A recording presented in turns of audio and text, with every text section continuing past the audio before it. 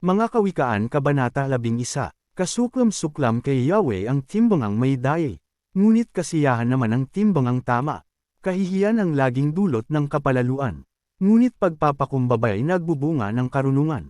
Ang tuntunin ng matuwid ay katapatan. Ngunit ang masamay wawasakin ng kanyang kataksilan. Walang halaga ang yaman sa araw ng kamatayan. Ngunit ang katwiran ay naglalayo sa kapahamakan. Mas panatag ang landas ng tapat ang pamumuhay.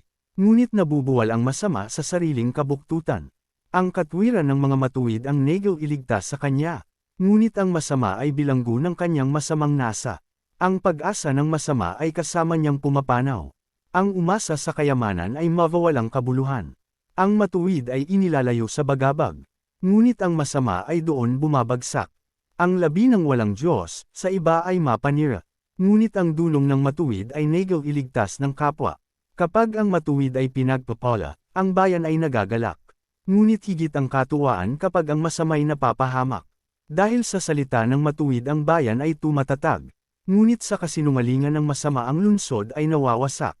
Ang kapos sa kaalaman ay humahamak sa kapwa. Ngunit laging tahimik ang taong may unawa. Walang mate at tagaw sa bibig ng madaldal. Ngunit ang tunay na kaibigan, iyong mapagkakatiwalaan. Sa kakulangan ng tuntunin, ang bansa ay bumabagsak. Ngunit sa payo ng nakararami, tagumpay ay tiyak. Ang nananagot para sa iba, sa gusot ay nasasadlak. Ngunit ang ayaw gumarantya ay malayo sa bagabag. Ang babaeng mahinhin ay nag-aani ng karangalan. Ngunit ang walang dangal, tambakan ng kahihiyan. Lagi sa kahirapan ang taong tamad. Ngunit masagana ang buhay ng isang masipag. Ang taong mabait ay nag-iimpok ng kabutihan. Ngunit winuwasak ng marahas ang sarili niyang buhay. Anuman ang anihin ng masama ay walang kabuluhan. Ngunit ang gawang mabuti ay may pagpapalang taglay. Ang taong nasa matuwid ay makasusumpong ng buhay. Ngunit ang landas ng masama ay patungo sa kamatayan. Ang kaisipang masama kay Yahweh ay kasuklam-suklam. Ngunit ang lakad ng matuwid, kay Yahweh ay kasiyahan. Ang taong masamay di makakaligtas sa kaparusahan. Ngunit hindi maaano ang nabubuhay sa katwiran. Ang magandang babae ngunit mangmang naman, ay tila gintong singsing sa nguso ng baboy. Anumang nais ng matuwid ay nagbubunga ng kabutihan. Ngunit ang mahihintay lang ng masama ay kaparusahan. Ang taong mapagbigay ay lalong yumayaman.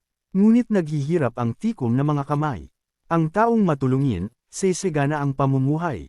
At ang marunong tumulong ay tiyak na tutulungan. Sinusumpa ng lahat ang nagkakait ng butil. Ngunit pinupuri ang nagbibigay ng pagkain. Kung mabuti ang hangarin, ikaw ay igagalang. Kapag humanap ng gulo, iyon ay masusumpungan. Malalantang tila dahon ang nagtitiwala sa kanyang yaman. Ngunit ang matuwid ay giginhawa, tulad ng sariwang halaman. Ang nagpupunla ng gulo sa sariling sambahayan. Mag-aani ng problema, gugulo ang pamumuhay. Ang taong mangmang at walang nalalaman ay alipin ng matalino habang siya'y nabubuhay. Buhay ang dulot ng matuwid na pamumuhay. At kamatayan naman ang hatid ng karahasan. Ang matuwid ay ginagantimpalaan dito sa lupa. Ngunit paparusahan naman ang mga makasalanan at masasama.